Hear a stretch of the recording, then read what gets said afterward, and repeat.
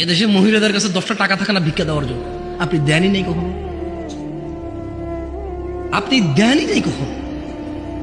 দেশের বহু মহিলার কাছে ভিক্ষা দেওয়ার জন্য 5টা টাকা থাকে না। একটা ফকির আসবে 2 টাকা ভিক্ষা দিব, টাকা নাই তার কাছে, আপনি দেন না তাকে।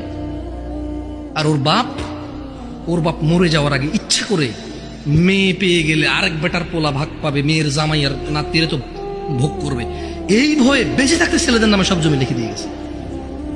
জালেম ওই মেয়েটাকে ফকির মিসকিন করে দিল। আর এর ভাই জমি যতক্ষণ আছে এটা ডাইকা ডাইকা খাওয়াবে, মাসে 2 মাসে ঈদে সান্দে জামা কাপড় সেমাই চিনি এগুলো দিয়ে থাকবে। কেন? জমি দিবে জন্য। এখন ওই বোন চিন্তা করে, আরে যদি আমি সম্পদ নিয়ে আসি, যা একে তো সে ডাবল পাইলো, আমি অর্ধেক পাইলাম, একটুকু যদি নিয়ে আসি, ছেলে মেয়ে স্বামী নিজের দরকারে, বলে যে অংশ আনলে ধ্বংস হয়। তুই অংশ নিয়ে ধ্বংস হস না, ওর অংশ নিয়ে ধ্বংস হবে কেন রে? তোর বাপের অংশ তুই খাবি, তুই ধ্বংস হবি না। তোর বাপের অংশ তোর বোনে খাবে, সে তার বাপের অংশ খাবে, সেখানে ধ্বংস হবে।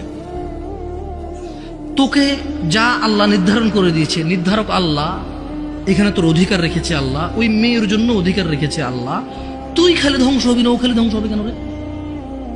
এদেশের বাপ ভাই সবাই প্রায় জুলুম করে মেয়ের প্রতি, স্ত্রীর প্রতি, ইভেন মায়ের প্রতি।